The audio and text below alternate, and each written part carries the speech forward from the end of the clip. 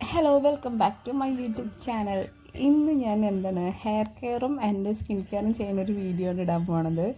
അപ്പോൾ ഒരു പെട്ടെന്ന് എടുത്ത ഒരു വീഡിയോ ആണ് കേട്ടോ. അപ്പോൾ അങ്ങനെ അടുത്തവിടെ മൈലാഞ്ചിയൊക്കെ വലിച്ചിട്ട് വന്നിട്ടുണ്ട്. ഇത് മൈലാഞ്ചി അരച്ചിട്ട് തലയിലോട്ട് തേക്കുക, കാരണം മുടി കൊഴിച്ചിൽ നല്ലോണം ഉണ്ട്.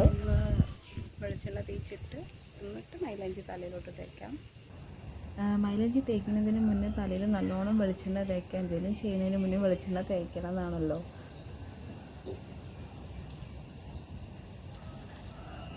മൈലാഞ്ചി നല്ലോണം അരച്ചെടുത്തിട്ടുണ്ട്. എന്നിട്ട് തലയോട്ടിലോട്ട് നല്ലോണം തേച്ച് പിടിപ്പിക്കുക, കാരണം തല നല്ല ചൂടാവുന്നുണ്ട്, മുടി കൊഴിച്ചിൽ നല്ലോണം ഉണ്ട്. കുറച്ചായി ഇങ്ങനെ ഹെയറിൽ എന്തെങ്കിലും ചെയ്തിട്ട്.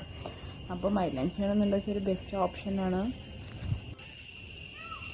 മൈലാഞ്ചി തേച്ചത് ഒരുപാടായിപ്പോയി, കാരണം വെള്ളം ഒരുപാടായിപ്പോയി. മുഖത്തൂടെയൊക്കെ ഒലിക്കുന്നുണ്ട്. ഇതൊരു 10 മിനിറ്റോളം വെക്കാനുണ്ട്. പക്ഷെ അത് നോക്കൂ, ഫേസിൽ മൊത്തം അരിക്കണ. ശരാ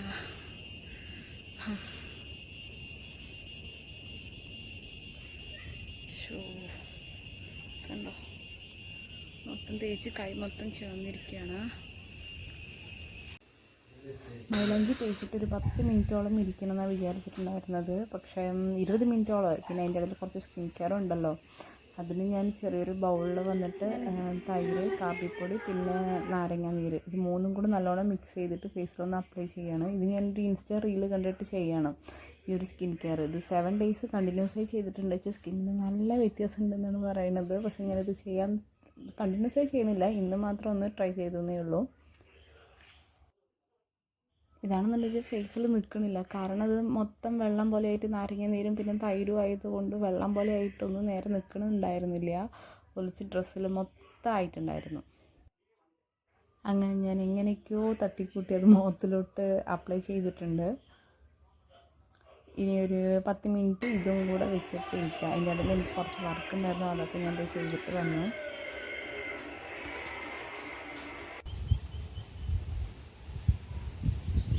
ഇനി ഒരു 10 മിനിറ്റോളം വെയിറ്റ് ചെയ്യണം. അത് ഡ്രൈ ആയിട്ടുണ്ടായിരുന്നില്ല, നല്ലോണം ഡ്രൈ ആയിട്ടുണ്ടായിരുന്നില്ല, എന്നാലും കുഴപ്പമുണ്ടായിരുന്നില്ല. ഇത് വീടിൻ്റെ ബാക്കിലാണ് കേട്ടോ.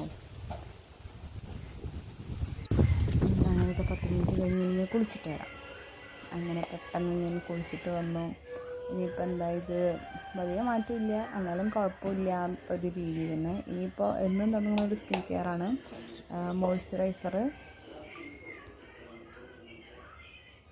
ഈ സെറ്റാഫിലിൻ്റെ മോയ്സ്ചറൈസർ ഞാൻ റീസെൻ്റായിട്ടാണ് യൂസ് ചെയ്യുന്നത്. അത് എനിക്ക് നല്ല കുഴപ്പമുണ്ടായിരുന്നില്ല. എന്താ വെച്ചാൽ ഞാനിപ്പോൾ എനിക്ക് ഓൾമോസ്റ്റ് 2 മന്ത്സോളം ആയിട്ട് സെറ്റാഫിലിൻ്റെ യൂസ് ചെയ്യാൻ തുടങ്ങിയിട്ട് 500 സംതിങ് വരുന്നത്. ഇതിന് മുന്നേ പ്ലമ്മിൻ്റെ യൂസ് ചെയ്തത്. അത് പക്ഷേ നല്ല റേറ്റും 1 മന്തേ പറ്റുന്നുള്ളൂ. പിന്നെ അത് കഴിഞ്ഞിട്ട് സൺസ്ക്രീന് പ്ലമ്മിൻ്റെ തന്നെ ഞാൻ യൂസ് ചെയ്യുന്നത്. ഇതും ഇപ്പം എൻ്റെ റീസെൻ്റ് എന്നല്ല, കുറച്ച് മാസങ്ങളായിട്ട് ഞാൻ ഇത് തന്നെ യൂസ് ചെയ്യുന്നത്. എനിക്ക് ഈ ഒരു സൺസ്ക്രീൻ മാത്രം തന്നെ എൻ്റെ സ്കിന്നിന് സെറ്റ് ആവുന്നുള്ളൂ. ഈ സൺസ്ക്രീൻ എന്ന് വെച്ച് ഞാൻ പുറത്ത് പോകുമ്പോൾ മാത്രമല്ല, വീട്ടിലിരിക്കുമ്പോഴും ഞാൻ യൂസ് ചെയ്യുന്നുണ്ട്. കാരണം സൺസ്ക്രീൻ മസ്റ്റാണല്ലോ. പിന്നെ അതൊന്ന് സെറ്റായി വരട്ടെ. സ്കിന്നൊന്ന് ജസ്റ്റ് ഒന്ന് ഒരു ഓയിലി ആയിട്ടുണ്ട്, അതൊന്ന് ഉണങ്ങിയ ശേഷം ഞാൻ ജസ്റ്റ് ഒന്ന് ഐബ്രോ ഒന്ന് ഫിൽ ചെയ്ത് കൊടുക്കുകയാണ് ചെറുതായിട്ട്. പിന്നെ ഞാനൊന്ന് സ്റ്റുഡിയോ ഒന്ന് വാങ്ങിയിട്ടുണ്ടായിരുന്ന കാഴ്ചകളാണ്.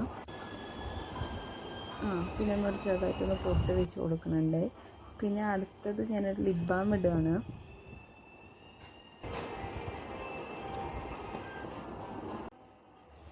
ലിപ് ബാം ഇട്ട് കഴിഞ്ഞിട്ട് അങ്ങനെ ലിപ്സ്റ്റിക്ക് ഇടുകയാണ്.